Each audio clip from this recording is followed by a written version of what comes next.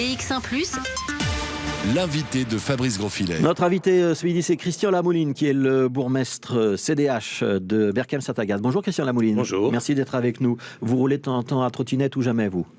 Je ne l'ai pas encore fait, mais il faudrait que je m'y mette. Je fais plus le vélo. Ouais, il faudrait que vous vous y mettiez pour voir un petit peu comment ça marche, notamment ces trottinettes partagées. Oui. Vous avez décidé de sévir. Il y avait trop de trottinettes dans les rues de Berchem-Saint-Agathe.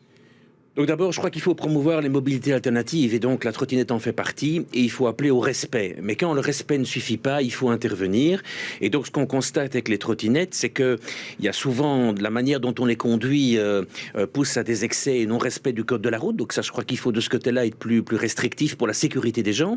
Et puis on a constaté qu'un certain nombre de trottinettes louées étaient abandonnées un peu n'importe où sur le trottoir. Alors évidemment, ça pose des problèmes de sécurité pour les piétons, pour les PMR, et donc ce n'est pas acceptable. Ouais. Donc on a agi en deux temps. Un peu avant l'été et durant l'été, on a confisqué les trottinettes qui présentaient un danger pour la sécurité publique. Donc c'est celles qui roulent trop vite, qui n'ont pas de moteur bridé par exemple ? Non, c'est surtout celles qui sont abandonnées au mauvais endroit. D'accord. Et qui gênent les piétons sur les trottoirs. Les piétons ne peuvent plus passer. Donc celles-là, on les a enlevées. Et alors les opérateurs pouvaient venir les récupérer en payant une redevance à la commune et on les gardait dans un hangar. Évidemment, le problème, c'est qu'on peut enlever les trottinettes qui entravent le passage, mais il reste des tas d'autres trottinettes qui sont abandonnées n'importe où et ça pose aussi des problèmes. Donc on a fait voter par le conseil communal la semaine dernière un règlement communal qui définit 30 zones sur le territoire de la commune de Berchem-Saint-Agathe et toute trottinette louée qui, quand l'usage est achevé, n'est pas laissée dans ces zones, sera enlevée et pourra être récupérée par l'opérateur moyennant le paiement de 25 €. Ça veut dire que pour l'usager, pour ceux qui louent ces trottinettes pour un usage à la minute, ils vont devoir impérativement laisser leurs trottinettes dans cette zone. On va les repérer facilement, ces zones. C'est de la peinture au sol, c'est quoi ? Oui, c'est ça. Donc, on est en train de les tracer. C'est de la peinture au sol, un carré qui peut faire 2 ou 4 mètres carrés. Ça dépendra un peu des endroits. Un endroit, évidemment, où ça ne gêne pas le passage, ça va de soi. Et donc, toute personne qui aurait utilisé sa trottinette devra la déposer là. Si ce n'est pas le cas, elle sera enlevée et l'opérateur pourra très bien lui facturer, évidemment, le surcoût. Ouais, ça veut dire que c'est un petit peu la fin du free floating, comme on appelle ça, un petit peu anarchique et sauvage. On va être obligé de déposer sa trottinette à un endroit précis. 30 zones sur Berchem-Saint-Agathe, c'est pas très très grand. Berchem-Saint-Agathe, ça veut dire qu'on n'est pas obligé de faire 2 km pour retrouver l'endroit où on doit déposer sa trottinette. Exactement, c'est pour ça qu'on a fait 30 zones pour que ce soit relativement proche de tous les différents quartiers et on a tracé ces zones sur base des constats qu'on a fait d'endroits où les trottinettes étaient abandonnées et donc elles sont bien réparties sur le territoire. Ouais, vous avez dit quelque chose d'important, l'opérateur pourra éventuellement le facturer à l'utilisateur, c'est-à-dire que vous ne pouvez pas verbaliser directement l'utilisateur, vous confisquez quelque part la trottinette abandonnée et après c'est l'opérateur qui va se débrouiller avec son utilisateur, avec son client. Oui, alors évidemment, nous on n'a pas pondu ce système comme ça en chambre, on a reçu des opérateurs et on s'est concerté avec eux et on s'est rendu compte que c'était demandeur aussi qu'on puisse mettre qu'on puisse policer un peu les règles en la matière et eux ont des systèmes de tracking et de GPS donc ils vont recevoir évidemment la liste des 30 zones et donc eux pourront voir quand quelqu'un l'utilise où est abandonnée cette trottinette et donc ils pourront tracer les choses. Donc eux sont demandeurs et donc c'est un partenariat qui va se faire avec eux. Vous êtes la première commune à aller aussi loin en région bruxelloise et on sait que le problème des trottinettes il agite beaucoup de communes, mais vous prenez une solution. Ça veut dire que si ça marche à Berchem-Saint-Agathe, c'est un système qu'on va étendre dans d'autres communes ensuite ? Alors moi, je préférais d'abord que la région agisse. Elle a déjà pris un texte, mais qui n'est pas suffisant, puisqu'on s'est trouvé confronté ces derniers mois avec l'abandon de trottinettes partout de manière sauvage. Donc, je préférais une action régionale, parce que je trouve que la logique, c'est que le même système puisse valoir dans toute la région. Et en attendant que la région agisse, moi, j'ai mis la question sur la table de la conférence des bourgmestres. On en a parlé il y a 15 jours, encore ce matin quand on s'est vu. Et donc, moi, je propose aux autres bourgmestres qu'on s'harmonise, parce qu'évidemment, si chaque commune commence à avoir son propre système, ça va devenir très, très compliqué. Donc, moi, je plaide pour qu'on ait une harmonisation sur l'ensemble de la région pour avoir un système qui est assez harmonisé et semblable. Ouais. Petite question quand même, Christian Lamouline, ça concerne donc les trottinettes de location. Tout à fait. Je suis propriétaire d'une trottinette. Est-ce que c'est la même chose ? Je dois me garer dans les zones que vous avez définies ou je peux la laisser devant la maison d'un ami si je rends visite à quelqu'un ? Vous la rentrez chez vous et si c'est la vôtre, vous la mettez correctement. On vise ici les louées, c'est-à-dire celles qui après usage sont laissées et abandonnées dans l'espace public. C'est d'abord celles-là qui sont visées. Oui, mais si c'est une trottinette privée mais qu'elle est dans l'espace public, elle risque d'être marquée aussi ? Oui, alors le mieux évidemment c'est de pouvoir la rentrer là où on est. Une trottinette est petite, donc ça peut se mettre dans une maison ou dans un appart. Le mieux est de la prendre avec soi, hein, bien sûr.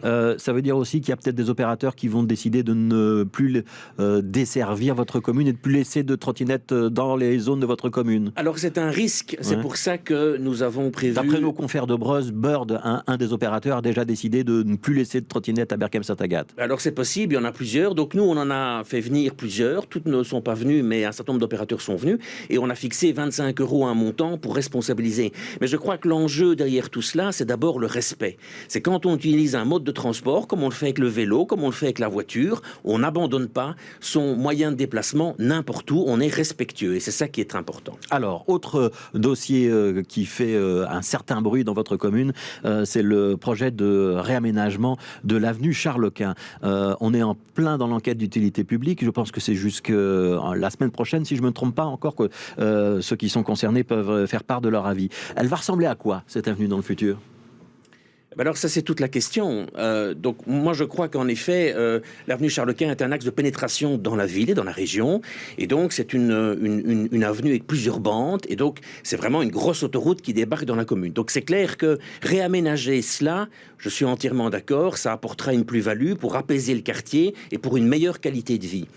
Mais il ne faut pas le faire en reportant du trafic sur des voiries et spécialement dans notre commune qui sont déjà embouteillées et surchargées. Il faut rappeler que l'avenue Charles-Quint, c'est une porte d'entrée de Bruxelles. On est à la basilique de Zuckerberg, et donc il y a énormément de trafic. Oui. Hein. Et donc, le problème, c'est que si on réduit les bandes, et nous sommes contre cela, ça va avoir comme conséquence que les automobilistes vont s'échapper par notre commune, qui est juste à l'entrée de la région, et ces voitures vont venir surcharger encore toutes les voiries qui sont déjà surchargées. En plus, c'est pas très logique, parce qu'on développe depuis quelques années une politique dans laquelle on essaye dans les quartiers de les apaiser, et essayer qu'il y ait moins de voitures qui passent. Et on renvoie les voitures vers les grands axes.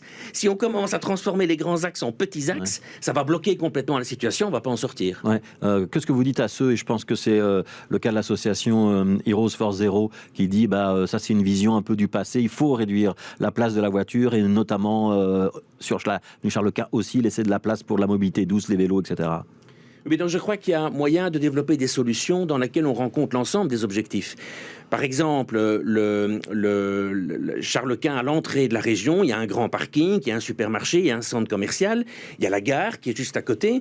Donc déjà, si on pouvait s'assurer qu'il y ait plus qu'un train par heure à cette gare qui permettrait aux gens de pénétrer dans la ville plus rapidement, dans la région, si on permettait un parking pour les nafteurs, si on desservait ce lieu par un transport en commun sur rail, que ce soit métro ou tram... Ça fait beaucoup de si, et ça c'est plus tout à fait l'aménagement de l'avenue. Mais si on veut réaménager l'avenue, il ne faut pas le faire rapidement comme ça pour engranger un résultat. Il faut penser la problématique de manière globale. Mais là, vous avez une enquête d'utilité publique jusqu'à la semaine prochaine. Oui. Vous la voyez donc avec 2 bandes de circulation de chaque côté, j'imagine, l'avenue de Charles-Quint. Oui. On parle d'un tunnel ?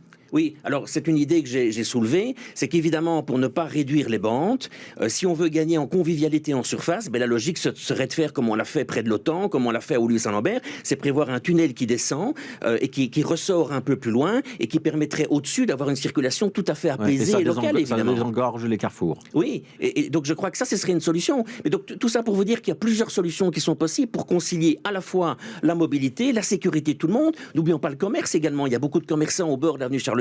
Il faut y penser aussi. Donc moi, je plaide pour une réflexion globale et dans laquelle on n'est pas de tabou et on cherche à pouvoir concilier tous les différents aspects. Mais quand les partisans du vélo disent non, il faut réduire drastiquement à une seule bande, là vous n'êtes pas d'accord? Non, parce que je crois qu'il y a moyen que le vélo passe, évidemment. On doit aménager des passages pour vélo, des pistes cyclables sécurisées, on le fait, mais il y a moyen de faire d'autres aussi. Je crois que cette politique qui vise à fermer les axes d'accès ou de sortie de la région en se disant tant pis, les automobilistes vont se débrouiller, ils trouveront d'autres moyens, c'est pas comme ça qu'on peut gérer ce type de problématique. C'est un peu comme ça ce qui s'est passé quand même. On a vu qu'avec le Covid, la pression automobile est moins forte, non?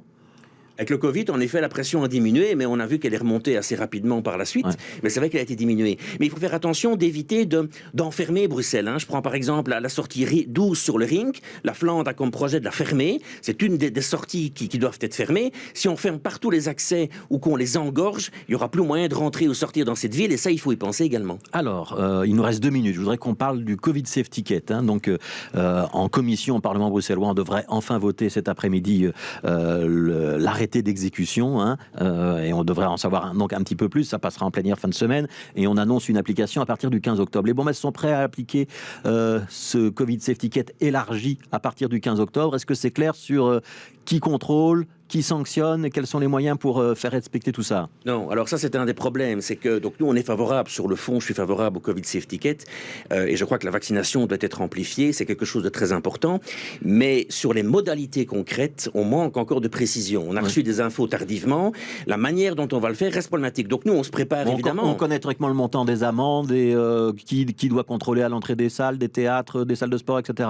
Non, alors justement ça doit être précisé. J'imagine qu'on va devoir le faire avec du personnel communal, mais on en parlait justement ce matin à la conférence des bourgmestres entre nous, en voyant les difficultés qu'on a et le manque d'instructions claires. Donc je crois qu'il faut avoir rapidement des textes précis, et si les arrêtés ne suffisent pas, il faut une circulaire du ministre pour nous donner des guidelines pour fonctionner. Et je crois que c'est important que, par exemple, les communes puissent mobiliser leur personnel pour vérifier aux entrées ce qui doit être fait. Nous, on s'y prépare. Moi, je vais rencontrer les commerçants la semaine prochaine. Nos centres sportifs, évidemment, je suis en préparation avec nos équipes pour qu'on soit capable de contrôler cela. Mais je trouve qu'en la matière, comme par rapport à la vaccination depuis le début, on arrive très tardivement devant les bourgmestres, et puis alors on leur refile la patate chaude en leur disant vous vous débrouillez. Mais c'est pas comme ça que ça doit fonctionner. Ça veut dire que la conférence des bourgmestres demande des éclaircissements, on peut dire ça ce midi? Oui, c'est clair qu'on a convenu ensemble en échangeant qu'il fallait obtenir un certain nombre de précisions rapidement, et surtout les moyens de nos responsabilités. Ça veut dire quoi? C'est-à-dire que la région va devoir payer les heures supplémentaires des agents communaux qui seront par exemple à l'entrée des salles de sport? Et ce serait logique qu'on ait des moyens mis à disposition pour pouvoir financer un certain nombre de contrôles qui vont être faits évidemment. C'est pas la police qui va faire ces contrôles, ce sont les agents communaux. Ah, ça doit être clarifié, à mon sens.